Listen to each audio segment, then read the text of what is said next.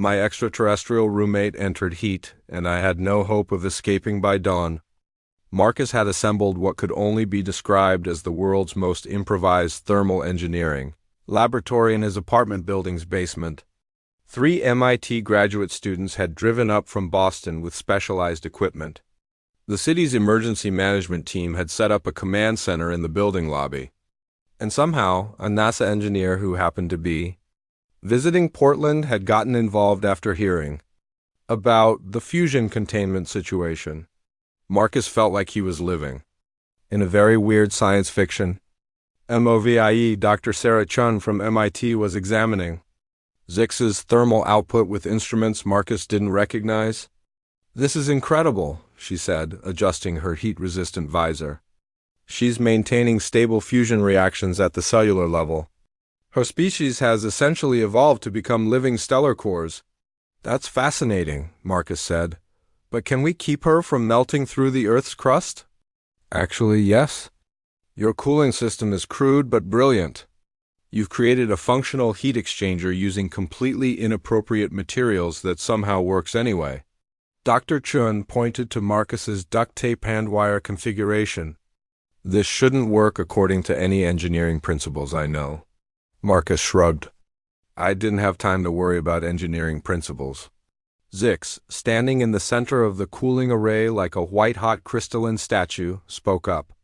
"Your species has a remarkable talent for solving problems through intuition rather than calculation. It is ... impressive. How are you feeling?" Marcus asked. "Temperature-wise, I mean." "Stable. Your cooling system is sufficient to prevent thermal runaway. But I will continue to increase in temperature for another 24 hours before reaching peak output." Dr. Chun checked her instruments.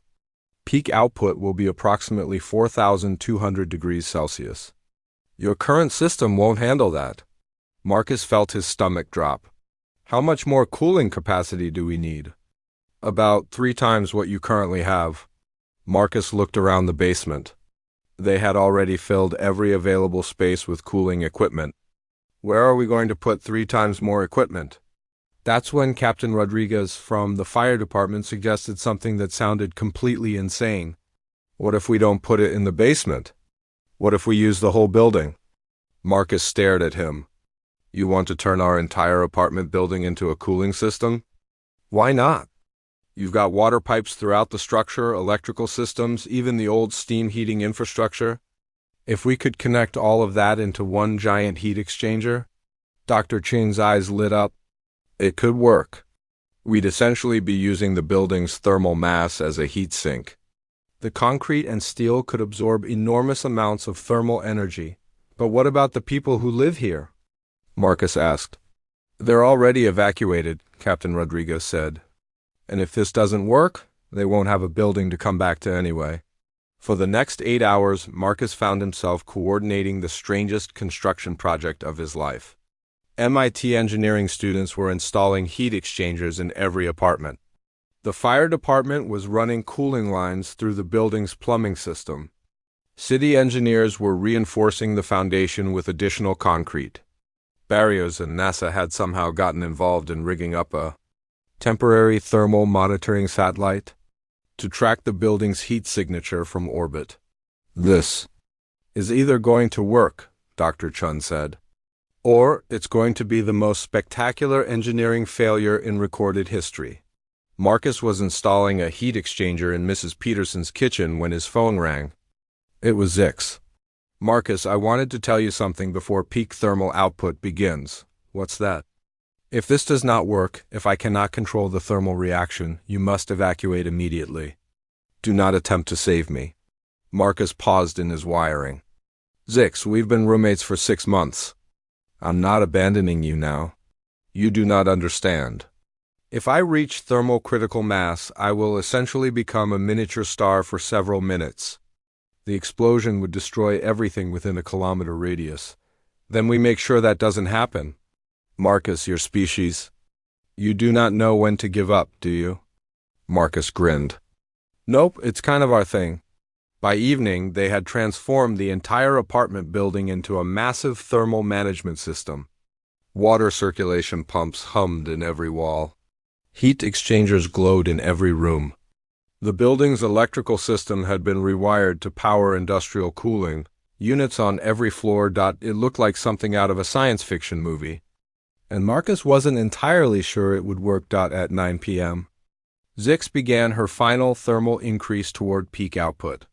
The temperature readings on Dr. Chun's instruments climbed steadily: 3,500 degrees, 3,800, 4,000. The entire building began to warm up as the heat transferred through the improvised cooling system. Marcus could feel the walls getting warm on the upper floors. Temperatures rising faster than expected, Dr. Chun announced.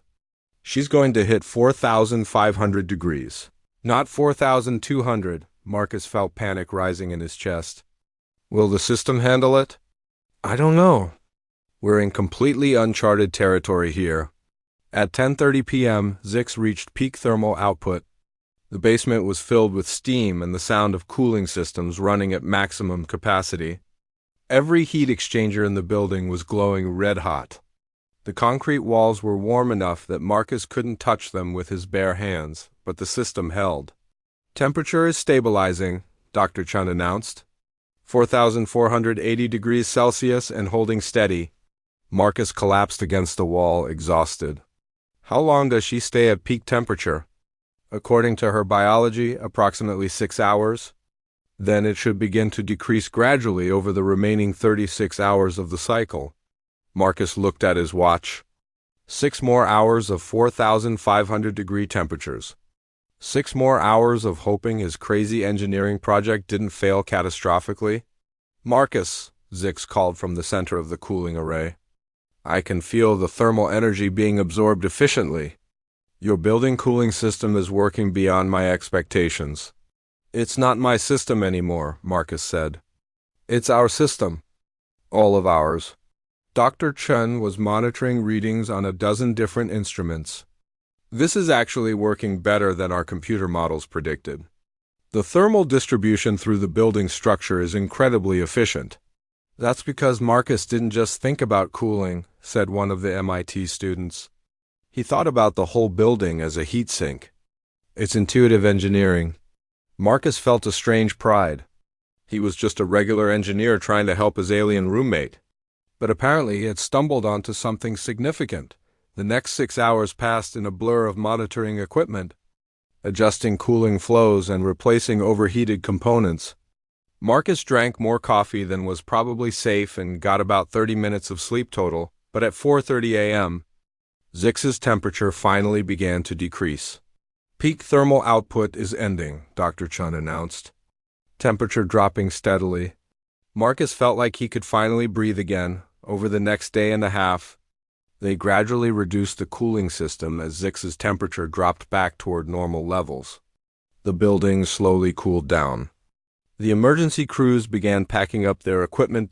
By Thursday evening, 72 hours after the crisis began, Zix was back to her normal temperature of around 80 degrees Celsius. Marcus found her in the basement, sitting on a concrete block and looking remarkably normal for someone who had recently been hot enough to melt steel. How do you feel? Marcus asked. Tired, grateful, and somewhat embarrassed that I nearly incinerated half your city. You didn't, though. We figured it out? Zix was quiet for a moment. Marcus, what your species accomplished here, it should not have been possible. The engineering required to manage thermal output of this magnitude should take months of planning and specialized equipment. Yeah, well, we didn't have months. We had a few hours and whatever we could find. That is exactly what I mean. Your people do not accept impossible situations. You simply find ways to make them possible. Marcus shrugged. It helped that I had good friends, human and otherwise. Dr. Chun approached with a tablet full of data. Marcus, I hope you realize what you've accomplished here. You've essentially invented a new form of thermal management using improvised materials and intuitive engineering. MIT would like to offer you a full scholarship for graduate studies in thermal dynamics. That's amazing, Marcus said. But I think I'm going to stick around Portland for a while. I've got a roommate situation. That works pretty well. NASA had apparently. been so impressed with the whole operation that they wanted to recruit both Marcus and Zix for a new program developing thermal management systems for space exploration. The city engineers wanted to study the building's modified infrastructure as a model for emergency cooling systems. And Mrs. Peterson, when she found out her apartment had been temporarily converted into part of an alien life support system, mostly wanted to know if the improvements to her heating system were permanent. 3 weeks later, Marcus and Zix were back in their apartment. The building had been repaired and upgraded with a permanent thermal management system, just in case. Zix had received a new supply of thermal regulation medicine from her homeworld, along with a message from her people thanking the humans of Earth for their assistance. Marcus was drinking coffee and working on his engineering homework when Zix approached him. "Mark." My extraterrestrial roommate entered heat, and I had no hope of escaping. Marcus stood in the basement boiler room, surrounded by industrial cooling equipment and containers of liquid helium, trying to figure out how to build a life support system for a friend who was basically turning into a living star. The concrete walls were already warm to the touch, and he could hear the building's fire alarm going off somewhere above. He had maybe 30 minutes before Zix reached critical thermal output. Maybe less. Marcus pulled out his phone and called his engineering professor. "Dr. Williams? It's Marcus Thompson. I need help with a thermodynamics problem." "Marcus? It's 7 in the evening. Can't this wait until tomorrow?" "No, it really can't. I need to know how to create a heat dissipation system capable of handling 3,000 degrees Celsius for 3 days straight." There was a long pause. "That's not possible with conventional materials. You'd need some kind of exotic matter. Or Marcus, what exactly are you working on?" "I can't explain right now, but it's life or death, literally. What if I had liquid helium and industrial cooling coils?" "Liquid helium boils at minus 269 degrees. The thermal differential would be enormous. You might be able to create a heat sink system, but you'd need incredible circulation." "And Marcus, where did you get liquid helium?" "Also can't explain right now. But theoretically?" Dr. Williams was quiet for a moment. "Theoretically, if you could create a closed-loop system with constant helium circulation and multiple heat exchangers, you might be able to absorb that much thermal energy. But the engineering would be incredibly complex. You'd need precision control systems, pressure regulation, backup cooling redundancy." Marcus looked around the basement. He had duct tape, some spare wire, 3 containers of liquid helium, and an industrial cooling unit he barely knew how to operate. Precision control systems seemed optimistic. What if I simplified? Just create the biggest possible heat sink and hope for the best? "Marcus, are you trying to build this? Because if something goes wrong with liquid helium at those pressures and temperatures, you could create an explosion that—" Marcus hung up. He didn't want to think about explosions right now. Above him, he could hear sirens. Fire department, probably. That was going to complicate things. Marcus's phone rang. Zix was calling him. "Marcus." Her voice was weak and distorted. "The fire department is here. They want to evacuate the building. Can you hold on a little longer?" "I'm almost ready down here." "I do not think so. My temperature is 1,200 degrees now. The floor of my room is beginning to crack. I can feel my conscious control slipping." Marcus felt sweat dripping down his back. "Okay, new plan. Can you make it to the stairs?" "If I clear a path with fire extinguishers?" "The heat radiates 6 feet from my body now. You would not survive close contact." "Then we do this the hard way." Marcus looked around the basement. There was a service elevator that went directly from the basement to the 4th floor. It was old and barely worked, but it might be their only option. Marcus ran to the elevator and pressed the call button. Nothing happened. He pressed it again, then started looking for a manual override. The elevator control panel was ancient, but Marcus had worked on old electrical systems before. He pried off the cover and started studying the wiring. If he could bypass the safety systems and get the elevator to the 4th floor... It took him 15 precious minutes, but finally the old elevator groaned to life. Marcus sent it up to the 4th floor and called Zix. The service elevator is at the end of the hall. Can you make it there? I will try. But Marcus, if I lose control in the elevator ... then we all have bigger problems. Just focus on getting down here. Marcus went back to setting up the cooling system.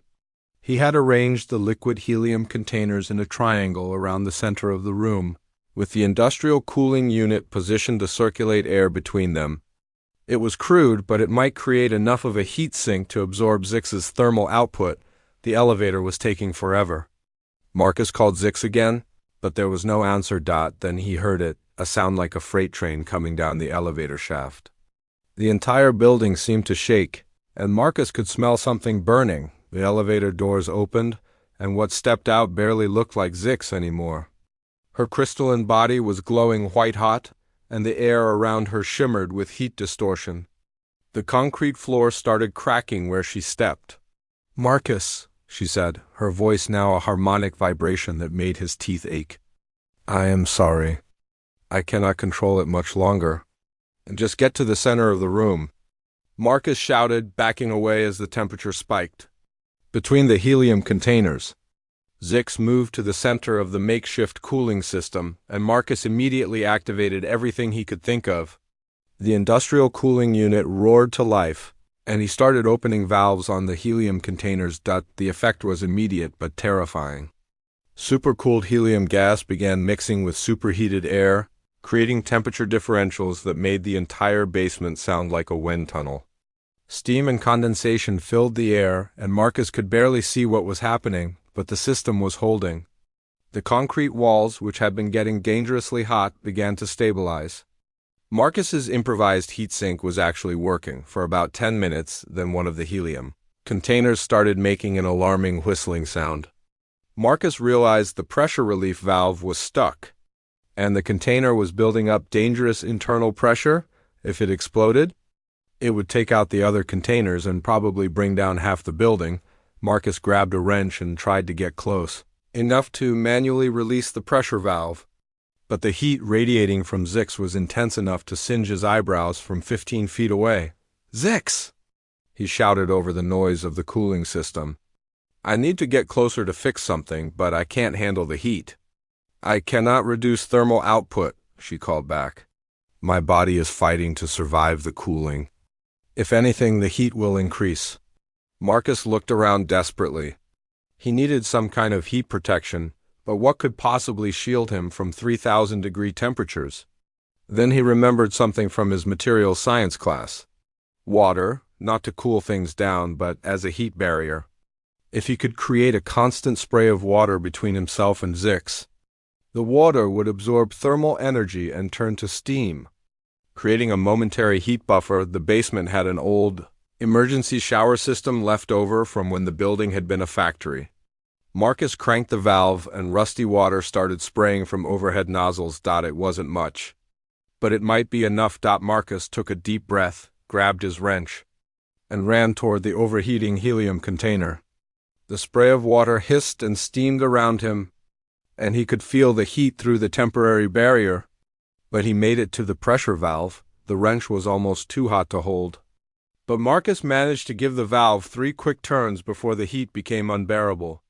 He stumbled back as the container released pressure in a loud hiss. Crisis averted. For now, but Marcus could see they had bigger problems. Even with the helium cooling system, Zix's temperature was still rising. The concrete floor around her was starting to glow red, and cracks were spreading across the basement walls. "How much hotter are you going to get?" Marcus called out. "Peak thermal output occurs at hour 36 of the cycle," Zix responded. "I am currently at hour 8. Marcus did quick math. If she was already at 3,000 degrees and would get significantly hotter, his cooling system wasn't going to be enough. He needed more liquid helium, more cooling capacity, more everything. But where was he going to get that at 8 o'clock on a Tuesday night? Marcus's phone rang. It was Dr. Williams calling back. "Marcus, I've been thinking about your thermal problem. I may have been wrong about the engineering complexity. There's a principle called nucleate boiling that might. Marcus, where are you? It sounds like you're in the middle of a hurricane." "I'm in a basement with a lot of very hot things and some liquid helium." The nucleate boiling thing, explain quickly. If you can create rapid phase change cycles in your cooling medium, you can absorb much more thermal energy than simple heat conduction. But you'd need to pulse the cooling rather than running it constantly. Marcus looked at his jury-rigged cooling system. He had been running everything at maximum constantly, trying to absorb as much heat as possible. But what if he cycled it? Let the helium build up pressure, then release it in bursts? Dr. Williams, you might have just saved my life. And my friend's life. And maybe everyone in a 6-block radius. Marcus started reconfiguring the helium system. Instead of continuous flow, he rigged the valves to release helium in controlled bursts every 30 seconds. It was tricky to time correctly, and one mistake could cause the whole system to explode. But the thermal absorption was immediately more effective. Zix's temperature began to stabilize instead of climbing steadily upward, but Marcus realized they had another problem. All the heat they were absorbing had to go somewhere, and the basement was starting to feel like the inside of an oven. If the building's foundation got too hot, Marcus called the fire department emergency number. This is Marcus Thompson at 412 Oak Street. I need to speak to whoever's in charge of the situation here. Son, you need to evacuate immediately. We have reports of extreme temperatures and possible structural damage. I'm the one causing the extreme temperatures. Well, sort of. My extraterrestrial roommate entered heat, and I had no hope of escaping Marcus Thompson. Had always thought his biggest problem in life was paying rent for his cramped downtown apartment. That was before Zixthara moved in. The 8-foot-tall crystalline being from the Andromeda Galaxy had answered his Craigslist ad for a roommate 6 months ago. And despite the obvious challenges of living with an alien, things had worked out surprisingly well. Zix, as Marcus called her, was clean, paid her half of everything on time, and made the most amazing alien equivalent of coffee that tasted like liquid starlight. She kept her belongings in perfect order, never left dishes in the sink, and had even helped Marcus ace his engineering finals by explaining physics from a completely different perspective. The only weird thing was her biology. Zix had explained that her species, the Kethmori, went through something called a thermal regulation cycle every few Earth months. She had always managed it with some kind of medication she brought from her homeworld. Marcus never thought much about it. That changed on a Tuesday morning in October. Marcus was getting ready for work, rushing around the apartment looking for his lucky engineering shirt, when he heard a sound from Zix's room that made his blood freeze. It was a low, harmonic vibration that seemed to shake the very walls of their apartment. The coffee mug in his hand began to resonate with the frequency, creating an eerie singing sound. "Zix?" he called out, knocking on her door. "Everything okay in there?" The vibration stopped abruptly. There was a long pause before Zix's voice came through the door, but it sounded different, strained, almost panicked. "Marcus, you need to leave now. Take vacation. Visit your family. Go anywhere but here." Marcus pressed his ear against the door. He could hear what sounded like crystals chiming against each other, and the temperature in the hallway seemed to be rising. "What's wrong? Are you sick?" "I am entering thermal regulation cycle. My medicine, it is finished. I cannot control the heat emission. You will die if you stay." The door handle was already too hot to touch. Marcus jerked his hand back and watched as the paint on the door began to bubble. The smoke detector in the hallway started beeping. "How long does the cycle last?" Marcus asked, backing away from the door. 72 of your Earth hours. Maybe longer without the medication. I have sent distress signal to my people, but the nearest Kethmori ship is 15 of your days away. Marcus ran to his laptop and quickly calculated.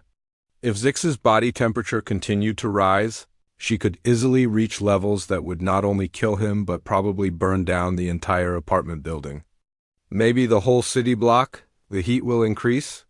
he asked. "Yes. By peak cycle, my internal temperature will reach 3,000 of your Celsius degrees." "I'm sorry, Marcus. I should have left when I realized the medicine was running low." 3,000 degrees Celsius. That was hot enough to melt copper. Marcus looked around their apartment. Their home for the past 6 months. All his stuff was here. His computer, his engineering projects, his life. But more importantly, Zix was his friend. His weird, alien, crystal-bodied friend who had become like a sister to him. He wasn't about to abandon her. Okay, Marcus said, his engineering mind already spinning. We can figure this out? I'm not leaving. Marcus, you do not understand. I will become like a living furnace. Nothing organic can survive near me during full cycle. I could accidentally kill you just by being in the same building. Then we make sure that doesn't happen. Marcus was already pulling up building schematics on his laptop. I'm an engineer, Zix. This is just a thermal management problem. A really big, really hot thermal management problem. He could hear what sounded like crystal wind chimes coming from her room as her body temperature continued to rise. The walls were starting to feel warm to the touch. First things first, Marcus muttered, opening his phone. We need to get you isolated. He called his landlord. Hey, Mr. Peterson? It's Marcus from 4B. I need to ask about something weird. The building has a basement storage area, right? Near the old boiler room? 20 minutes later, Marcus was in the basement with a flashlight and measuring tape. The old boiler room was perfect, thick concrete walls, industrial ventilation, and best of all, it was separated from the rest of the building by a service corridor. If he could get Zix down here, the concrete would contain most of the heat, but getting her there was going to be tricky. Marcus ran back upstairs. The hallway outside their apartment was now definitely too hot for comfort, and he could smell something burning. He grabbed his emergency toolkit and his fire extinguisher. Zix! He called through the door. I found a place. The basement boiler room. Can you make it downstairs? I can try. But the heat is building faster than expected. I may not have much time before I lose conscious control of my thermal output. What does that mean? It means I could explode like a star. Marcus felt his stomach drop. How much time? Hours, maybe less. This was definitely not in any of his engineering textbooks. Marcus called in sick to work, then made a list. If he was going to save his alien roommate and prevent her from accidentally incinerating half the city, he needed supplies. Industrial cooling units, insulation, maybe some kind of heat sink system. The problem was, nothing designed for Earth conditions could handle 3,000 degrees Celsius for 3 days straight. He needed to think bigger. Then he remembered something from his advanced materials class, graphene. It had incredible thermal conductivity and could theoretically handle extreme temperatures. But where was he going to get enough graphene to build a cooling system? Marcus grabbed his phone and started making calls. His professor from materials science, his buddy who worked at the university research lab, his ex-girlfriend who was doing her PhD in nanotechnology. Nobody had the kind of industrial-grade graphene he needed, but his professor mentioned something interesting. The city's new experimental fusion power plant had some kind of exotic cooling system designed to handle plasma temperatures. If Marcus could somehow adapt that, it was a long shot, but it was the only shot he had. Zix, he called through the door, which was now visibly glowing red around the edges. I think I have an idea, but I need to leave for a few hours. Can you hold on? I will try. But Marcus, if this does not work, it'll work. It has to work. Marcus grabbed his car keys and his emergency credit card. He had never tried to break into a power plant before, but there was a first time for everything. As he drove across town, his phone kept buzzing with text messages from other residents of his apartment building complaining about the heat. His upstairs neighbor wanted to know why it felt like summer in the hallway. The woman across the hall was asking if his heater was broken. Marcus just hoped they would all be alive. By the end of the week, the fusion power plant was surrounded by a chain-link fence and several warning signs about radiation and authorized personnel only. Marcus parked his car and walked around the perimeter. Looking for any kind of opportunity, he was about to give up when he noticed a maintenance truck pulling up to the back gate. The driver got out to punch in an access code and Marcus saw his chance. Excuse me. Marcus jogged over, trying to look official. I'm Dr. Thompson from the university. We had an appointment about the cooling systems research. The maintenance guy looked confused. I wasn't told about any appointment. Emergency consultation, Marcus said, hoping he sounded convincing. There's been a situation with some experimental equipment that's overheating beyond normal parameters. My colleague spoke to your supervisor about borrowing some of your thermal management components. It was a complete lie, but the maintenance guy just shrugged. You'll have to talk to Jenkins in the control room. Follow me, but don't touch anything. Marcus couldn't believe it actually worked. Inside the power plant, Marcus felt like he was in a science fiction movie. Massive cylindrical structures hummed with power, and everywhere he looked there were pipes and cables and control panels covered with blinking lights. Jenkins, the supervisor, was a tired-looking man in his 50s who seemed annoyed by the interruption. Dr. Thompson? I don't have any record of a university consultation. Emergency situation, Marcus repeated. We have a thermal runaway scenario that could potentially ... He paused, trying to think of something that would get the man's attention. Could potentially create a localized fusion reaction. That got Jenkins' attention. Fusion reaction? What kind of experimental setup are you running over there? Classified research? But we need industrial-grade thermal management equipment, and your facility has the only cooling system in the city rated for plasma temperatures. Jenkins looked skeptical. Our cooling system is integrated into the reactor design. You can't just take pieces of it. Marcus felt his heart sinking. He was running out of time and options. But then he noticed something in the corner of the room. Several large, cylindrical containers labeled Emergency Coolant Supply. What about those? Marcus pointed. Emergency supplies wouldn't be integrated, right? Those are emergency liquid helium reserves for reactor shutdown procedures. Liquid helium. Marcus's brain started spinning. Helium became liquid at minus 269 degrees Celsius. If he could figure out a way to use it, what would it take to borrow some of those? For official research purposes? Jenkins scratched his head. You'd need authorization from the Department of Energy and